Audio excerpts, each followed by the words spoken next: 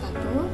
Saya Sunia Wahida dengan NIM 2011 10 2010, Prodi Manajemen Pendidikan Islam 2 semester 2. Tujuan saya membuat video ini untuk memenuhi tugas ujian akhir semester mata kuliah Filsafat Pendidikan Islam. Di sini kita ada 5 pertanyaan. Yang pertama yaitu jelaskan filsafat pendidikan Islam dari segi ontologi, epistemologi, dan aksiologi, disertai deskripsi ruang lingkupnya. Jelaskan secara komprehensif. Ruang lingkup filsafat pendidikan Islam adalah masalah-masalah yang terdapat dalam kegiatan pendidikan seperti masalah tujuan pendidikan, masalah guru, kurikulum, metode, dan lingkungan. Kemudian, filsafat pendidikan Islam dari segi ontologi. Ontologi sendiri terdiri dari 2 suku kata, yakni ontos dan logos. Ontos berarti sesuatu yang berwujud, dan logos berarti ilmu. Jadi, ontologi dapat diartikan sebagai ilmu atau teori tentang wujud hakikat yang ada dalam konsep filsafat ilmu Islam. Sesuatu yang ada ini meliputi yang nampak dan yang tidak nampak. Filsafat pendidikan Islam bertitik tolak pada konsep manusia, alam, dan Tuhan. Sebagai pencipta, maka Tuhan telah mengatur di alam ciptaannya. Pendidikan telah berpijak dari human sebagai dasar perkembangan dalam pendidikan. Berarti bahwa seluruh proses hidup dan kehidupan manusia itu adalah transformasi pendidikan, sehingga yang menjadi dasar kajian atau dalam istilah lain sebagai objek kajian, filsafat pendidikan Islam seperti yang termuat di dalam wahyu adalah mengenai pencipta atau kholik, ciptaannya atau makhluk, hubungan antar ciptaannya, dan utusan yang menyampaikan risalah pencipta atau rasul. Adapun filsafat pendidikan Islam dari segi epistemologi. Epistemologi berasal dari kata epistem yang berarti pengetahuan dan logos yang berarti ilmu. Jadi epistemologi adalah ilmu yang membahas tentang pengetahuan dan cara memperolehnya. Epistemologi disebut juga teori pengetahuan, yakni cabang filsafat yang membicarakan tentang cara memperoleh pengetahuan, hakikat pengetahuan, dan sumber pengetahuan.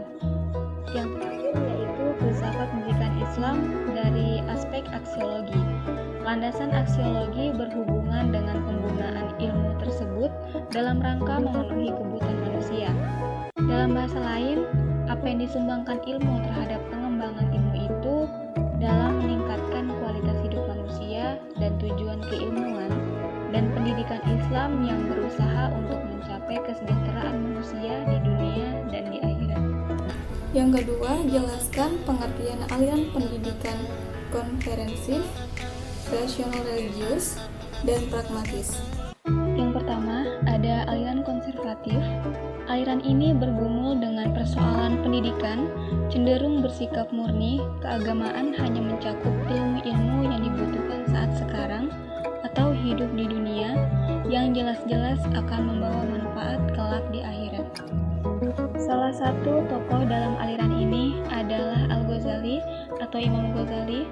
Beliau menegaskan bahwa ilmu-ilmu keagamaan hanya dapat diperoleh dengan kesempurnaan rasio dan kejernihan akal budi, karena hanya dengan rasiolah manusia mampu menerima amanat dari Allah dan mendekatkan diri kepadanya.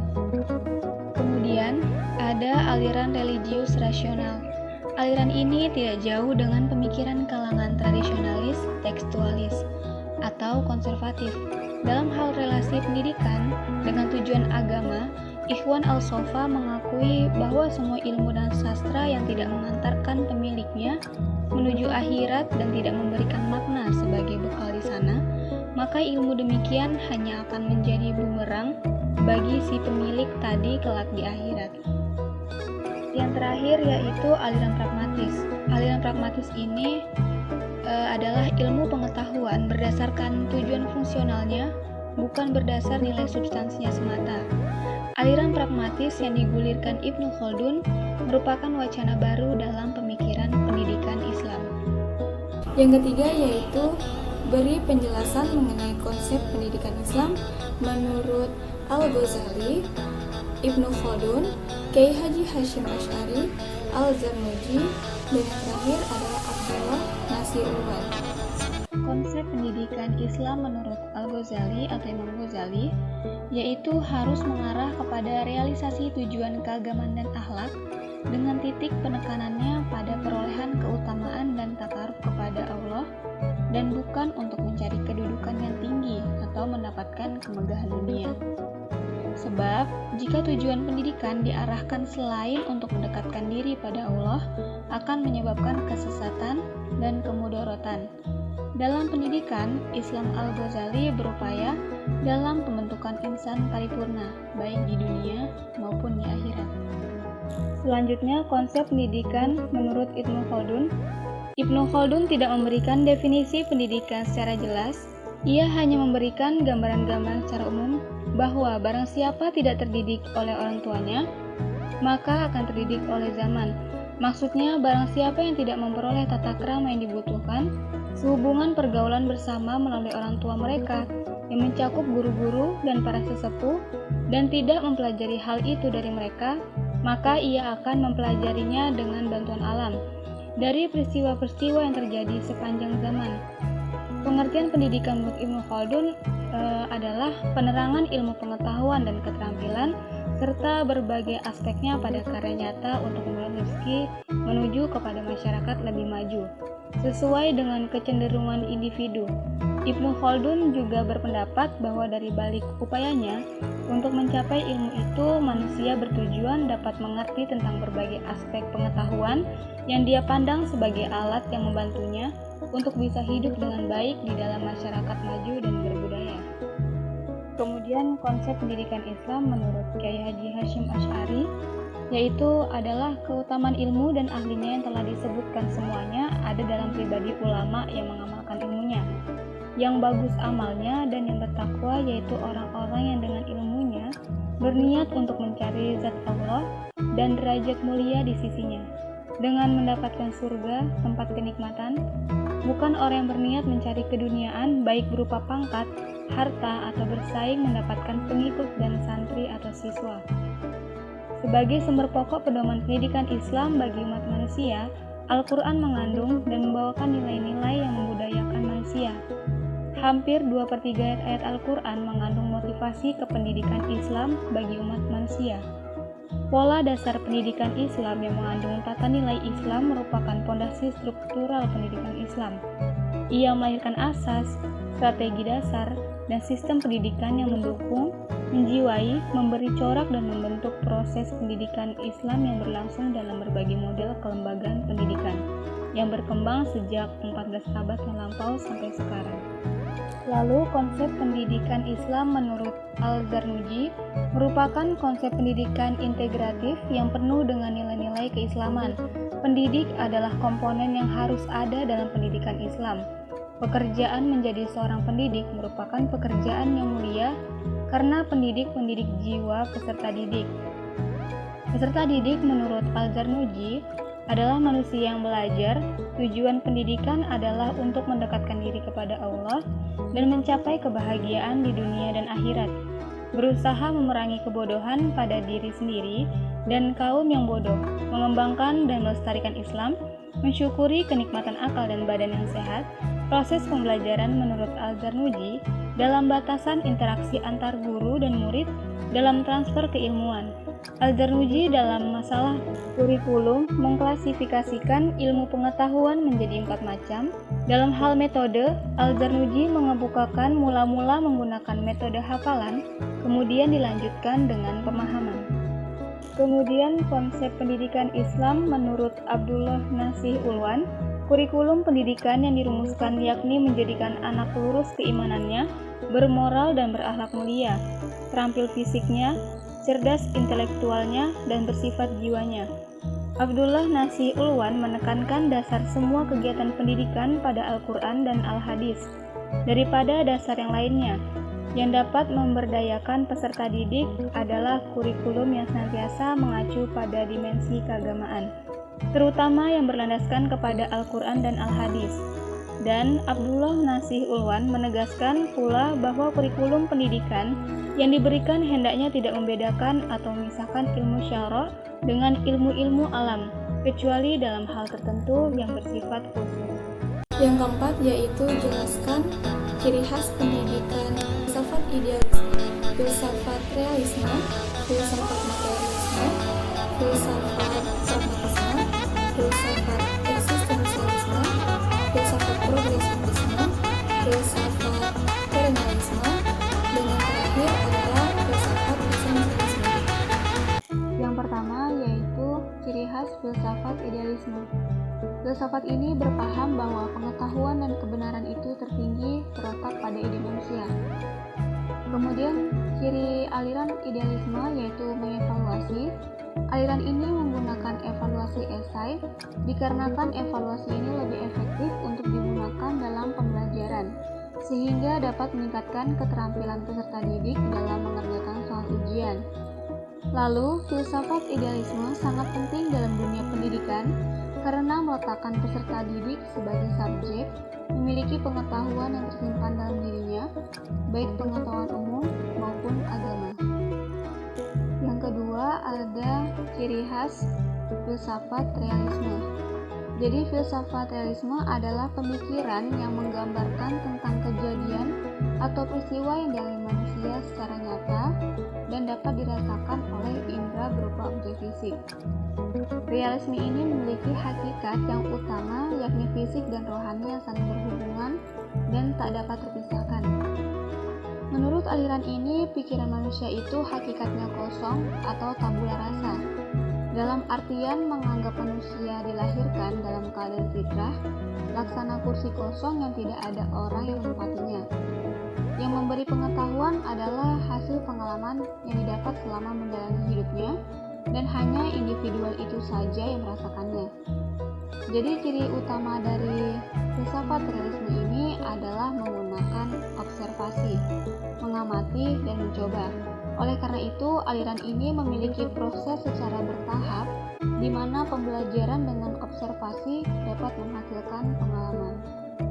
Yang ketiga yaitu ciri khas filsafat materialisme.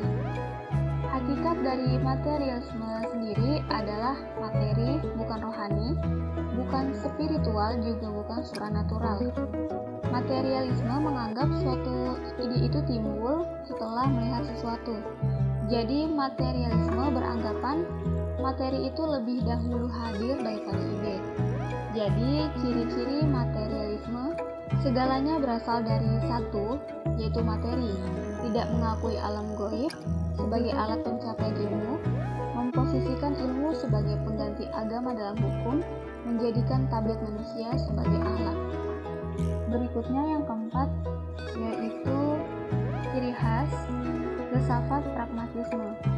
Pragmatisme memiliki 3 ciri yaitu yang pertama, memusatkan perhatian pada hal-hal dalam jangkauan pengalaman indera manusia. Yang kedua, apa yang dipandang benar adalah apa yang berguna atau berfungsi. Dan yang ketiga, manusia bertanggung jawab atas nilai-nilai dalam masyarakat. Lalu yang kelima ada ciri khas filsafat eksistensialisme. Filsafat eksistensialisme adalah suatu aliran filsafat yang bersifat teknis yang terjelma dalam bermacam-macam sistem yang satu berbeda dengan yang lain. Sekalipun demikian, ada juga ciri-ciri yang sama yang menjadikan sistem itu dapat disebut sebagai filsafat eksistensialisme. Beberapa ciri yang dimiliki diantaranya, yang pertama, motif pokok adalah apa yang disebut eksistensi. Eksistensi adalah cara manusia berada. 2. Bereksistensi harus diartikan secara dinamis. 3. Di dalam filsafat eksistensialisme, manusia dipandang sebagai terbuka. 4. Filsafat eksistensialisme memberi tekanan kepada pengalaman yang konkret, pengalaman yang eksistensialisme. Di dalam pendidikan, eksistensialisme menghendaki agar pendidikan selalu melibatkan peserta didik dalam mencari pilihan-pilihan untuk memenuhi kebutuhannya masing-masing dan menemukan jati dirinya. Karena masing-masing individu adalah makhluk yang unik dan bertanggung jawab atas diri dan nasibnya sendiri. Pandangan eksistensialisme tentang pendidikan disimpulkan oleh Van Cleef Morris bahwa eksistensialisme eksistensialisme tidak menghendaki adanya aturan-aturan pendidikan dalam segala bentuk. Oleh karena itu, eksistensialisme menolak bentuk-bentuk pendidikan sebagaimana yang ada sekarang. Lalu, yang keenam ada ciri khas filsafat progresivisme. Aliran progresivisme ini lebih mengutamakan masa depan. Adapun ciri-ciri aliran progresivisme adalah manusia mampu menghadapi lingkungan yang bersifat kompleks dan dinamis. Aliran progresivisme juga mempunyai hubungan dengan aliran filsafat pendidikan lainnya. Adapun bentuk aliran progresivisme dalam dunia pendidikan adalah untuk menekankan pada tumbuh kembang sikap dan mental seseorang. Aliran progresivisme memandang bahwa masalah pendidikan adalah masalah hidup dan kehidupan manusia. Proses pendidikan berada dan berkembang bersama proses perkembangan hidup dan kehidupan manusia, bahkan keduanya pada hakikatnya adalah proses yang satu. Yang ketujuh ada ciri khas filsafat perennialisme. Aliran ini bisa kita kenali dengan gampang karena aliran perennialisme ini memiliki ciri khas yaitu mengambil suatu jalan regresif atau kembali pada nilai-nilai pendidikan dan prinsip dasar pendidikan pada masa lampau. Aliran ini menyatakan bahwa suatu realita memiliki sebuah tujuan tertentu. Aliran ini menyatakan bahwa belajar merupakan suatu latihan disiplin yang tetap. Perennialisme menyatakan bahwa kenyataan tertinggi adalah di balik alam. Aliran ini berkeinginan untuk tetap mempertahankan dan mengabadikan zaman terdahulu karena aliran ini beranggapan bahwa zaman modern seperti saat ini banyak membawa kerusakan pada umat manusia. Maka tujuan utama pendidikan adalah membina pemimpin yang sadar dan mempraktekkan asas-asas normatif itu dalam semua aspek kehidupan. Yang terakhir yaitu ciri khas filsafat esensialisme. Esensialisme merupakan filsafat pendidikan tradisional yang memandang nilai-nilai pendidikan hendaknya bertumbuh pada nilai-nilai yang jelas dan tahan lama, sehingga memiliki kestabilan dan arah yang jelas. Tujuan umum esensialisme adalah membentuk pribadi bahagia dunia dan akhirat. Isi pendidikannya mencakup ilmu pengetahuan, kesenian, dan segala hal yang mampu menggerakkan kehendak manusia. Yang kelima yaitu beri tanggapan mengenai konsep merdeka belajar, belajar merdeka, perspektif filsafat pendidikan Islam. Konsep Merdeka Belajar ini adalah program kebijakan baru Kemendikbud yang dicanangkan oleh Menteri Pendidikan dan Kebudayaan Republik Indonesia. Konsep Merdeka Belajar ini sangat baik untuk pengembangan peserta didik dan pendidik. Dengan adanya konsep Merdeka Belajar, maka peserta didik tidak hanya mendengarkan penjelasan dari pendidik, tetapi ini lebih membentuk bagaimana karakter peserta didik tersebut yang mandiri, beradab, berkompetensi, berpikir kritis, bersosialisasi, yang tidak mengandalkan sistem ranking saja. Karena peserta didik mempunyai bakat dan minatnya masing-masing. Bagi pendidik, mereka bisa menentukan bagaimana mengelola kelas dan pembelajaran agar tertata rapi dan tidak membosankan. Merdeka Belajar dalam perspektif filsafat pendidikan Islam ini memiliki arah dan tujuan yang sama dengan konsep aliran filsafat pendidikan progresivisme John Dewey. Keduanya sama-sama menawarkan kemerdekaan dan keleluasaan kepada lembaga pendidikan untuk mengeksplorasi potensi peserta didik. Dengan kemerdekaan dan kebebasan ini, diharapkan pendidik di Indonesia menjadi semakin maju dan berkualitas, yang kedepannya mampu memberikan dampak positif secara langsung terhadap kemajuan bangsa.